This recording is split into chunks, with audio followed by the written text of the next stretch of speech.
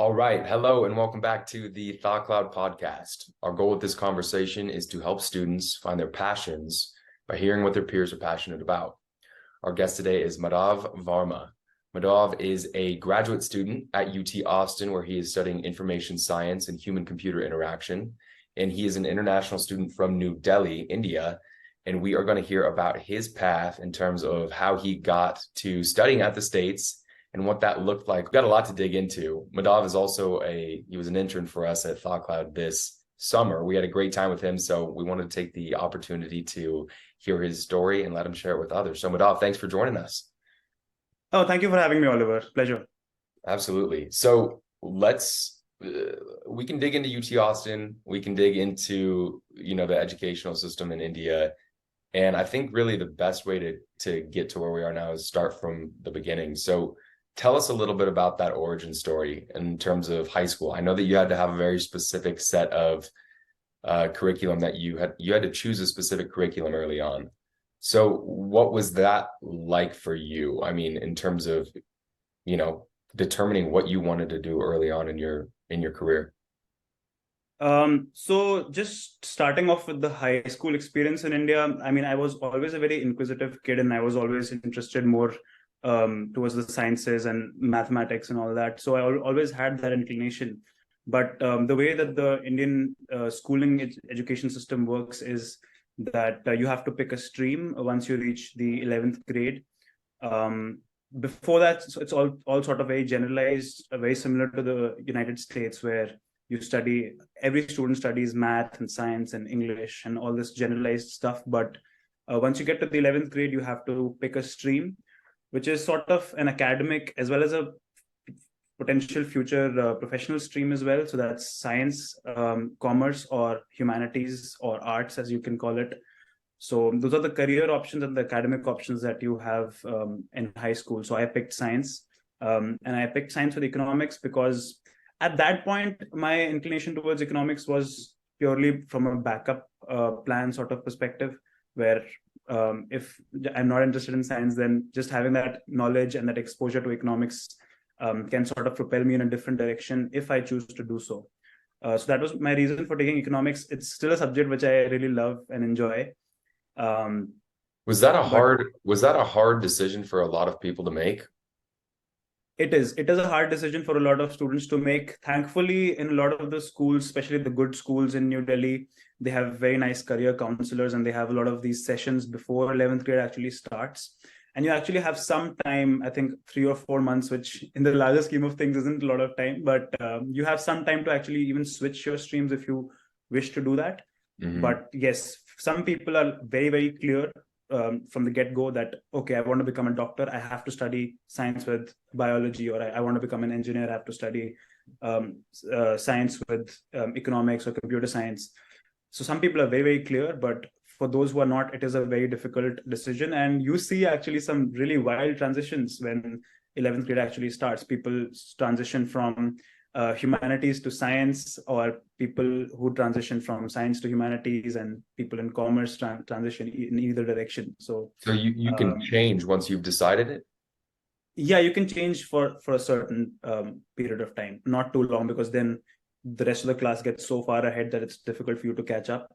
I see. But yeah, you do have that transition period, especially for the initial few months. I see. And from your perspective, what did you feel the pros and cons were of having to choose something early on? Did you feel like that was preparing you more for college and making you a more outstanding applicant? Or what did you find that was maybe even negative in terms of your decision and your trajectory? So I think a good way to answer that question would be once I got to college, because I had studied physics, chemistry, maths, and economics, the physics, chemistry, maths that was taught in engineering was easy for me. But at the same time, I also noticed that the people who had taken computer science instead of economics in high school, they were much further ahead when it came to like programming subjects or computer science related subjects. So I actually struggled a little bit when it comes to studying subjects like data structures with C++ or C, which my peers had already studied back in high school. So they sort of leapfrogged ahead of me in that sense.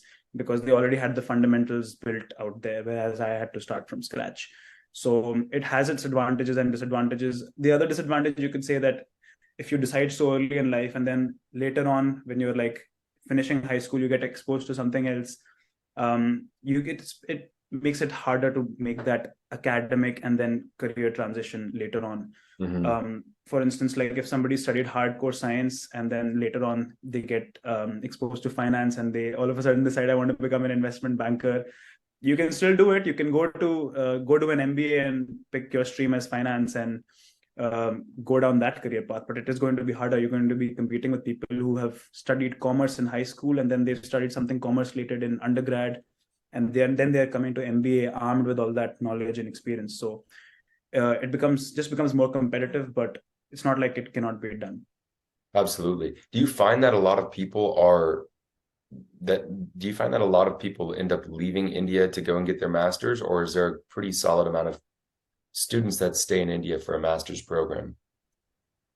So I would say, just from my experience, the foreign education boom has started like a few years ago, where you really see like a large number of people wanting to study abroad. And I would say it's not necessarily all driven by education. Some part of it is driven by like the potential of immigrating to another country. There are a lot of people who go just for the knowledge, to gain the knowledge and exposure from being in a different country. But at the same time, I would say India has some very good higher education institutes. So there are the IITs and the IIMs, which not only have great undergrad programs, but master's programs as well. So the IIMs are the elite management schools in India, and the IITs are the technology, the tech side of the same equation. So there are a lot of programs which are very research driven as well in these institutes, similar to here in the US. So there is quality education that is delivered in India, but at the same time, India being such a big country, not everybody gets those opportunities because it becomes insanely competitive at one point. So that is another factor which drives students to study abroad. Other than all the good stuff which comes with studying abroad, the exposure and you being put in a different environment, being in a different demographic environment as well. So all of that, I think all those factors combined, I guess the answer is that it's pretty evenly balanced, but I would say that I have noticed in recent times there's this big push towards higher education being abroad for a lot of Indian students. Yeah. Interesting. Do you find that there's people that move to India to study there? In the sense of like, do you see US people going to India to study at IIT, for example? I don't know. I don't think I can give a definitive answer on that. There are international students, yes, at IITs. What percentage of that is US students? I do not know, because the US is home to some of the best educational institutes on this planet. So I would say I wouldn't completely rule it out. But one thing I've seen is, I think, research collaborations, especially at these top institutes. People from the US coming in to do research collaborations and short stints at Indian universities. But as far as having a full-fledged program here, I haven't seen that. What you would probably see is like Indians who are born in the US, but then they shift to India for a certain period of time. They get part of their education here. That is, I would say, a more probable scenario. But I would say mostly it's Indians studying in the US, and I haven't personally seen a lot of international students here in India. Gotcha. Well, going back to your path now. So in undergraduate, you studied electrical engineering and communications? Is that correct?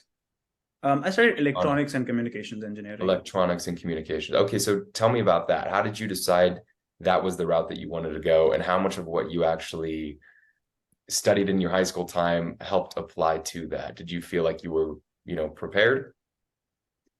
So when I always knew I wanted to do something on the technology side and engineering, but I was very confused between civil engineering, mechanical engineering, and electronics and communications engineering. I was never really into like the full-fledged computer science side, because I knew I didn't really like programming that much. I mean, I can do it, but it's not something which I really enjoy. So ultimately, I ended up going to electronics and communication. I had other options as well, but I was trying to figure out what the best combination of the university and the course would be. And then finally, I decided on electronics and communication after taking that decision. So yeah, I was always interested in that. My motivation for studying that was mainly like to get exposure to like robotics and all of this stuff. And to answer the second question, yes, what I studied in high school did help me, because in high school I was already exposed to physics and math, and also like slightly higher level college level calculus. So I would say that definitely helped with my degree. Also in engineering in India, in most colleges in India, first year of engineering is mostly just applied science. So they're basically helping you make that transition from applying what you learned in high school, teaching you a version of that knowledge which is a little bit more advanced, and how it applies to engineering. Because also even like mathematics is basically a tool used for engineering. That's how it's taught in India. So they really help you make that transition in the first year, and then the next 3 years is getting into the core aspects of whatever engineering field you pick. So in my case, it was electronics and communication. So they teach you about like microelectronics and transistors and all the building blocks, and they also teach you about the communication side of it. So how radars work, something like that, how microwaves work. So Gotcha. it's really diving deep into all of that technology in the last 3 years of college. I gotcha. And you said that you know, when you were picking your college, how did you decide that this was going to be the best? Where did you study, first of all? I saw the name. I'm going to butcher the pronunciation, so I'll let you take that one. But how did you decide that where you're going to study was going to make the most sense for you? And was that competitive? I've heard it's really competitive to get into college in India. It is competitive. So I gave a lot of exams. I did not get into the IITs, which is like the premier institutes. So, but I always wanted, and my family wanted me to stay in Delhi. So that sort of restricted the choice geographically. At least for my undergrad, they wanted me to stay in Delhi. They said you can go do your masters wherever you want in the world, but we want you to like at least stay in Delhi for your undergrad. So that was like a personal choice. So I ended up going to a college which is part of Guru Gobind Singh Indraprasth University. So it's a state university in Delhi. And within that university, I went to a college called Bharati Vidyapeeth's College of Engineering. So it is one of the best colleges within that university. So I went to that college and to commute every day to college, which sort of ended up like I ended up missing out on the hostel experience, like or the dorm experience, which like you have in the United States. Students live in dorms on campus, so similar thing happens in India as well. So I missed out on that experience because I was a day scholar. I used to commute every day. But yeah, that is the university I went to for my undergrad. Wonderful, wonderful, wonderful. And you felt like it set you up for where you were intending to go at the time. You got great experience from it. Yes, I would say mostly positive things about it. Some parts of it were quite a struggle, to be honest. But yeah, I got through it, and I do believe, yeah, they did set me up to have a good future, at least if I wanted to go down that electronics path, which I initially did in my career. And whatever I learned in college did help me with my work experience, especially with my first company, because it was an electronics company. Because I had that knowledge of how sensors work and how microelectronic circuits work, that really did help me up. And I studied a little bit of consumer electronics as well in undergrad. So that the transition from academic to professional life was all that much easier because of that.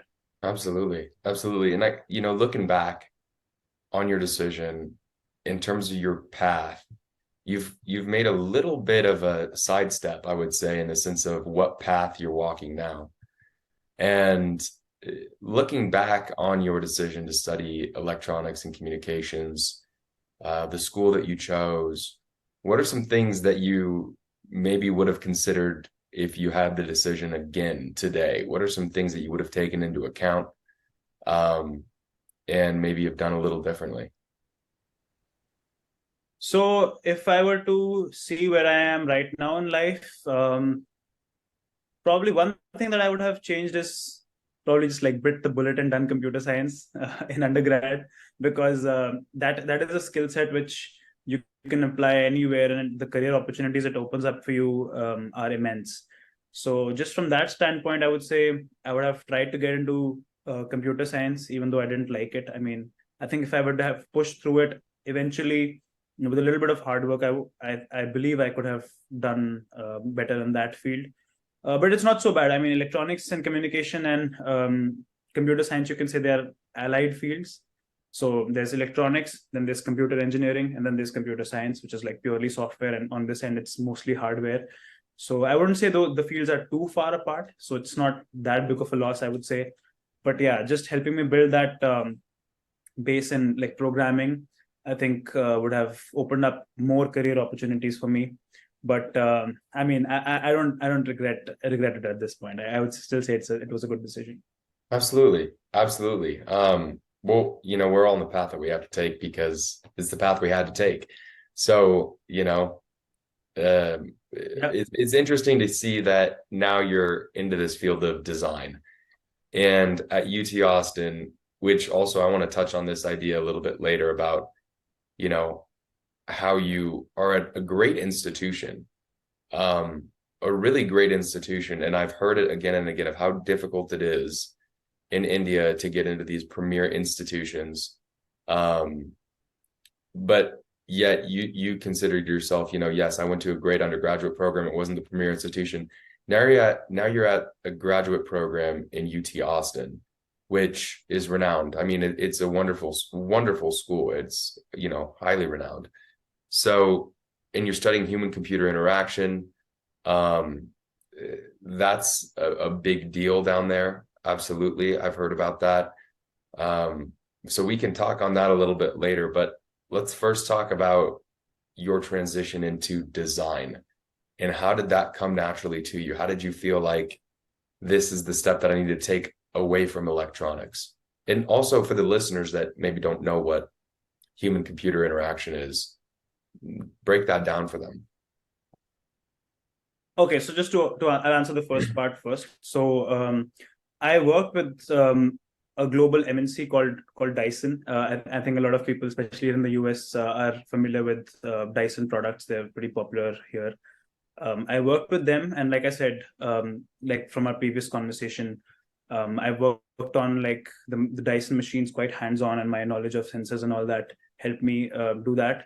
When the pandemic hit, all of that stopped, and we were all working from home. And it was very difficult to do all that hands-on stuff. But there was this interesting project which came at Dyson. I don't know how much I can talk about it, but I'll just give you a brief overview. So user experience, which ties into human-computer interaction, we'll get to that in a minute. But there was this interesting project which came up, which basically dealt with how do we deliver a great customer experience online, and not compromise on things like NPS scores and customer satisfaction scores. So how do we do that? So to do that, I worked on a project which would basically deliver that customer experience, especially when it came to like newer customers and customers who had issues with their machines, which could be fixed virtually.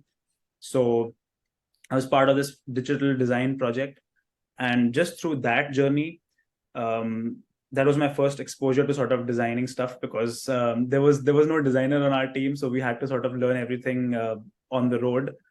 And there was another project where we had to design the blueprint for refurbishment, like machines which have been returned by customers. How do we refurbish that? And we had to sort of design a blueprint for that. So that was basically my first initiation and exposure to design. And yeah, from there I thought like this is something very interesting, and you have to use your creativity, and you also have to use critical and logical thinking. And that side of it really intrigued me. And then slowly I started doing my research and seeing that this is an entire field where you can actually design digital products. And the same approach applies to physical products as well, but specifically digital products in this digital age where even like young kids are exposed to smartphones and tablets.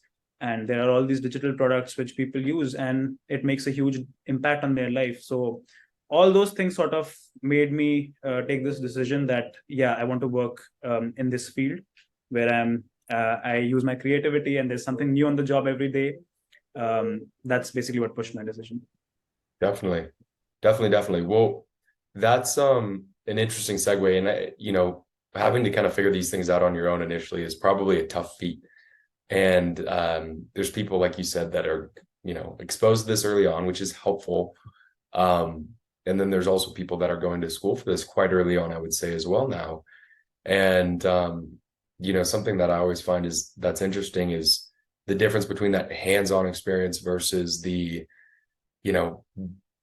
I learned this from the book experience. And you got that hands-on experience prior to coming to UT Austin. So I'm curious how that's made that transition easier, especially given what you had just, gone through, which was really from the book experience for engineering, math, physics, science, etc., then getting into college and then studying more electronics and then making that transition into your career.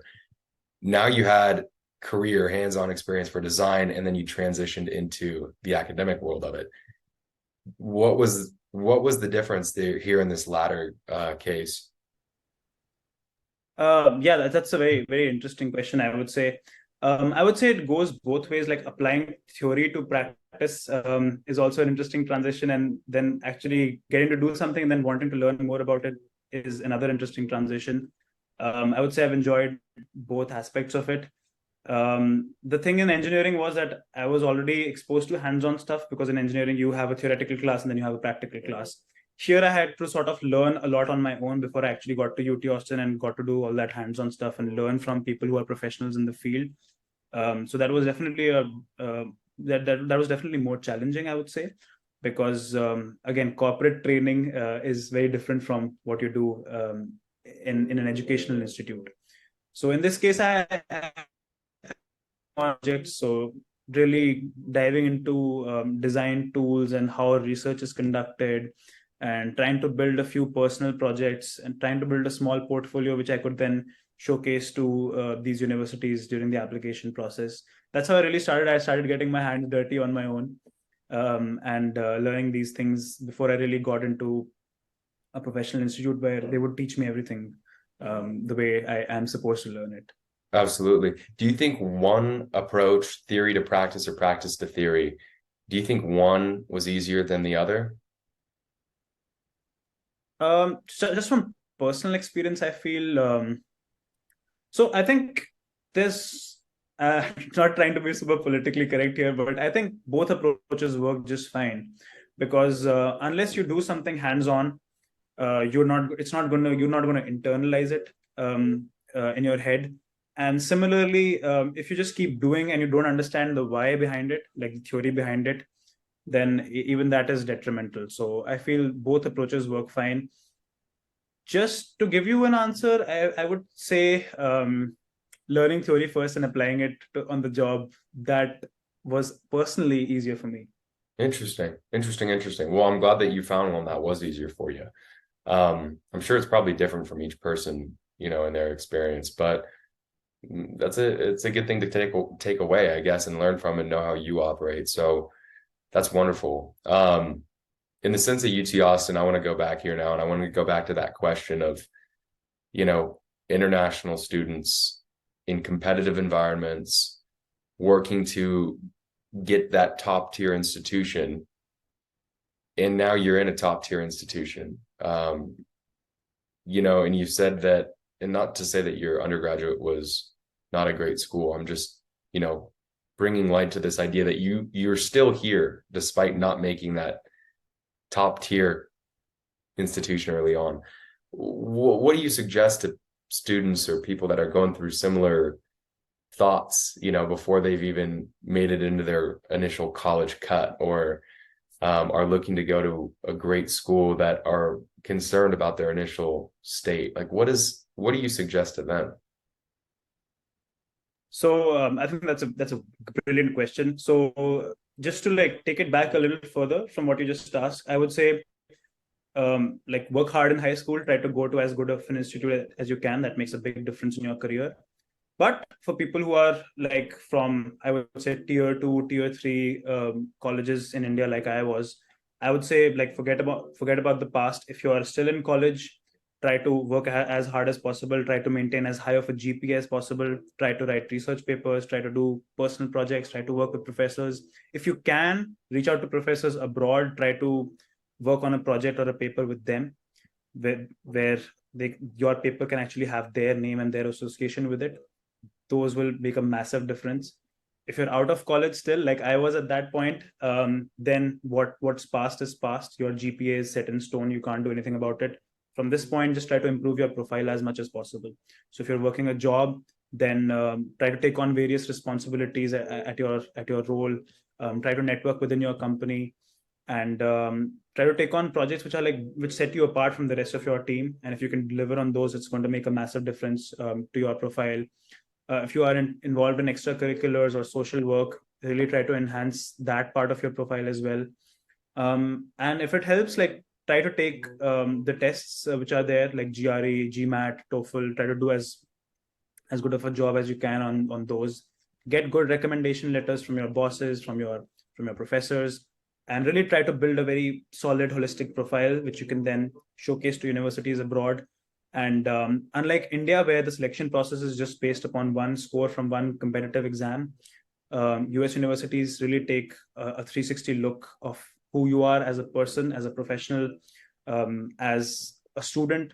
So they really take all of these things into account and then take a decision whether or not a student is worthy of a seat in their esteemed institution. So I would say just build an all-round profile, and then other than that, you can just hope for the best, and hopefully fortune favors you. Absolutely. Absolutely. That's great advice. That's great advice. Um, talking now about your time at UT Austin, what about it is different than what you thought it would be before you were actually in Austin? What did you expect, first of all, and second of all, what's been on par with your expectations and what hasn't been? So I was the biggest misconception, I would say, was that I I had this idea in my head that the classes would actually be very different.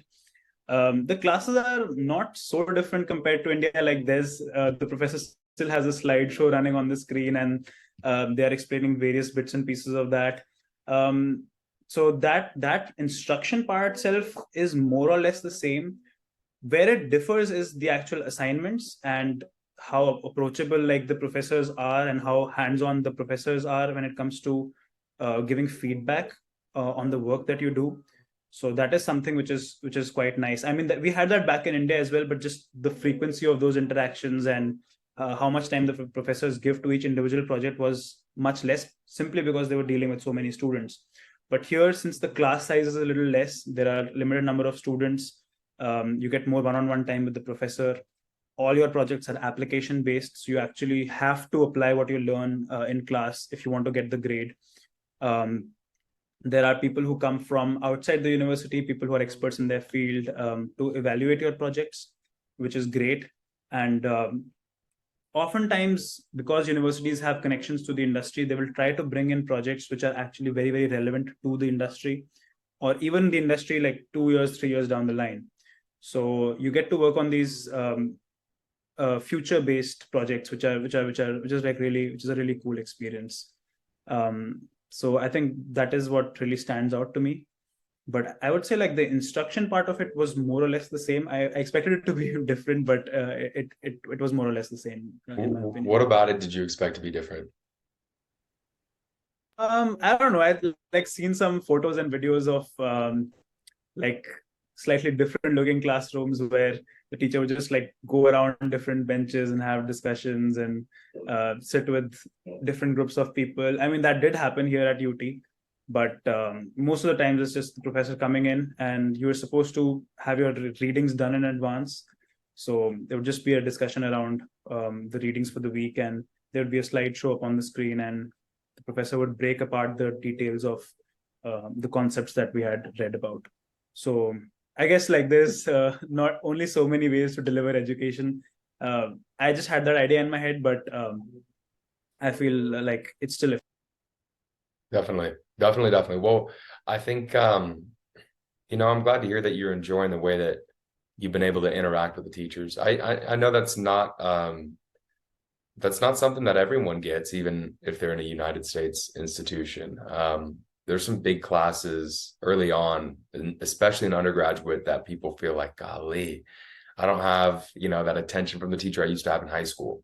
And I'm curious, maybe if it's a graduate, program sort of, characteristic that allows that to happen. But I'm happy that you get that, and I'm happy that you're able to dig into what you're learning and, engage and apply it with people that are next to you. I think that that's wonderful, wonderful. In terms of the people that you see doing well in these classes, and really applying themselves, you know, is there a spectrum still in that graduate program, or is everyone pretty much there for the same reason? Do you find that there are many people that are not engaged as others? No, I definitely think, yeah, everyone is super motivated when it comes to high school, and they're very serious about their academic and their professional career. So I would say the variance, like you mentioned, is not so high, and I feel that is also a factor of the class being smaller. But yes, everybody is super motivated. And just to answer the first part of the question, the people that I see doing really well, they attend every class, they do all the readings beforehand, they have pertinent questions for the professor. They will go to office hours as well if need be, if those questions are not answered. They will choose challenging projects. Like even if they have a lot on their plate, they will choose challenging projects where they can actually learn and then get something out of it, in terms of a portfolio piece to show to employers or to other institutes if they want to do like a PhD or something. But they're actually looking for challenging projects where the deliverables from those projects can actually make a huge impact to their profile and to their resume. That's wonderful. That's wonderful. What would you say your biggest takeaway, your biggest value add from being a part of this program has been so far?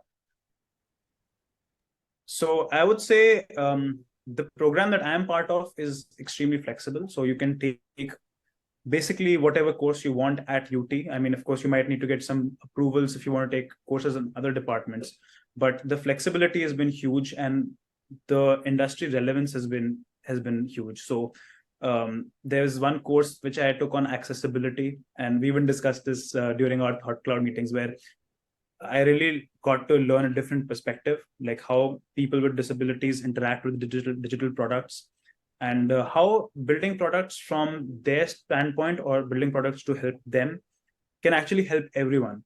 So if there's high contrast text, it's not only easy for somebody who has a visual impairment, but it's easy to read for everybody on a screen.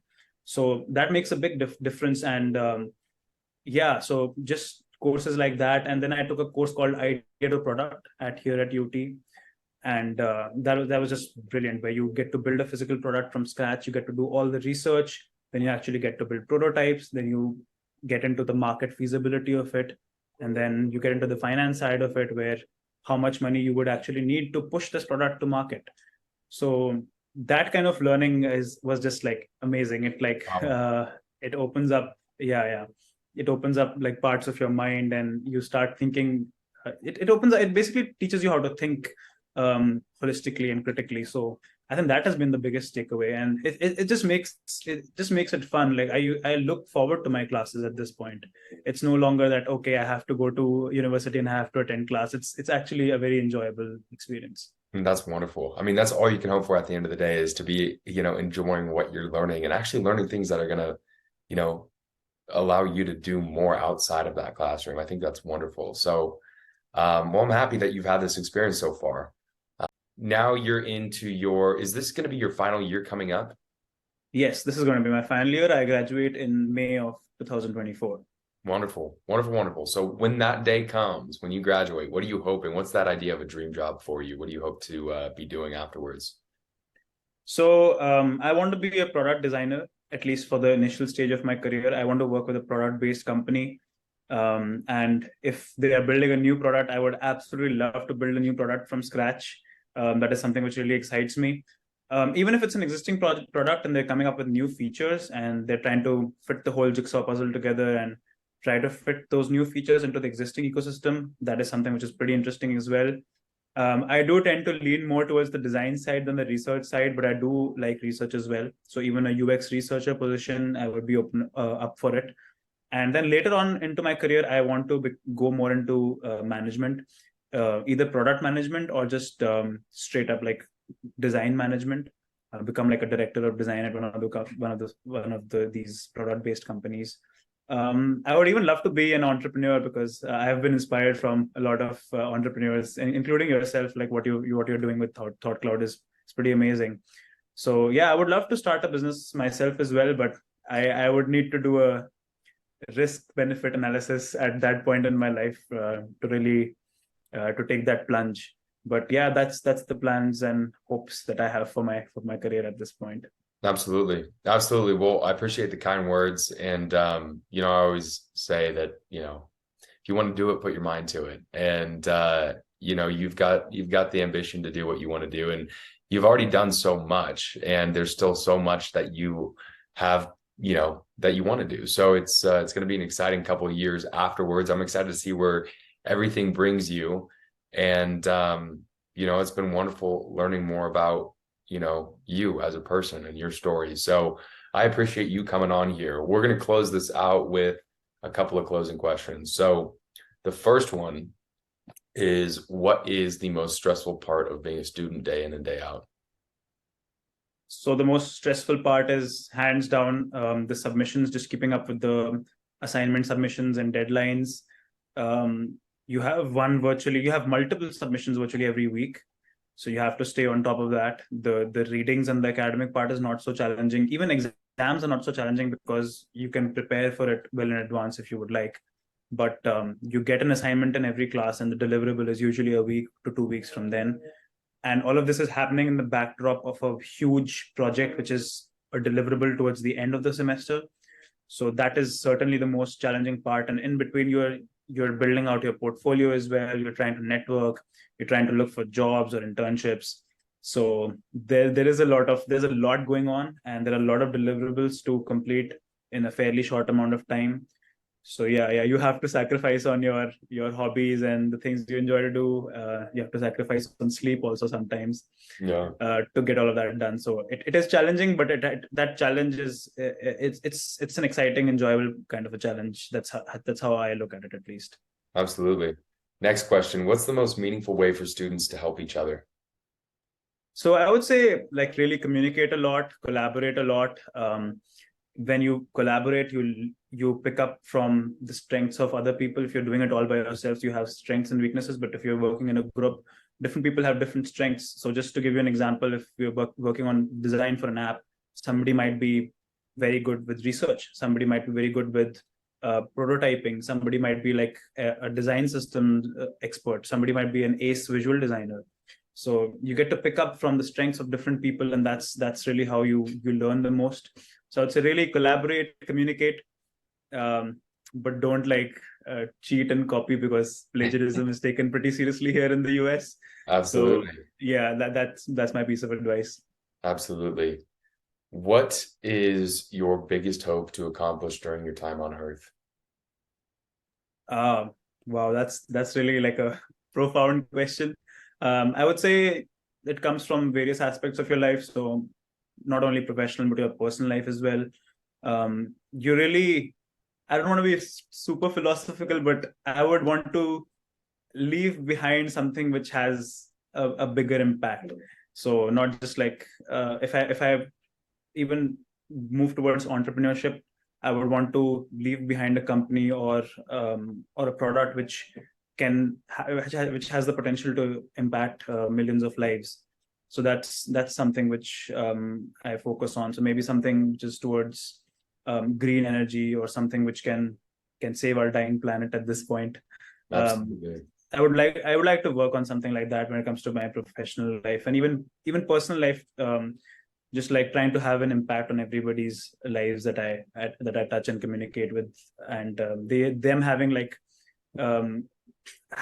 they would like sort of, I don't know how to put it in words, but I would want to make a positive impact in everybody's life, every person that I meet. I love that. What is your top piece of advice for those who are early in their educational journey? I would say just look at it as an opportunity. A lot of people don't have the opportunity to step into education, especially from the country where I come from. It is improving. Access to education and infrastructure for education is improving, but at the same time, just to be part of an educational institute and gaining knowledge of something which has the ability to make a larger impact, and you being a productive member of the not only just the economy but the society as well. It is a privilege, and it's an opportunity. You should not think of it as a burden. So really work hard at it, and yeah, enjoy it as much as you can. I would say, especially when it comes to higher education, really pick a field which you are passionate about, because it's going to make it feel like play to you and not something which you have to do. It's not a burden. So try to figure out as early as possible what you are interested in, and you'll only figure that out if you try different things.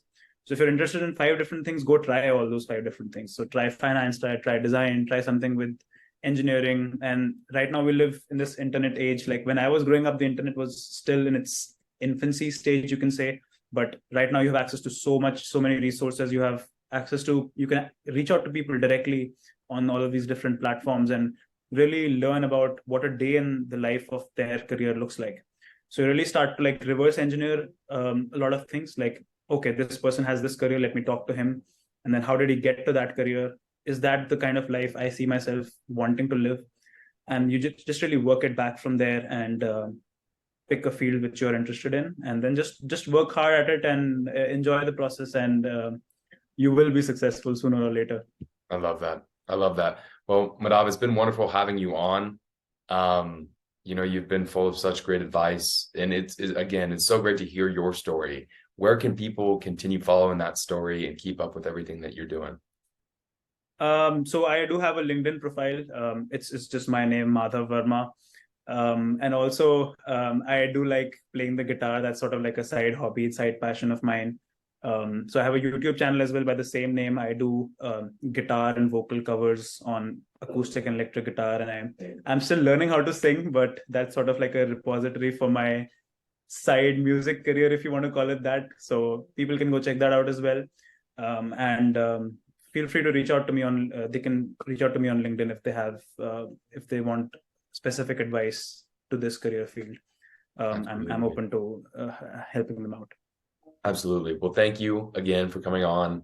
I'm excited to see what the future holds for you. Thanks for having me, Oliver. It was a pleasure being on this podcast.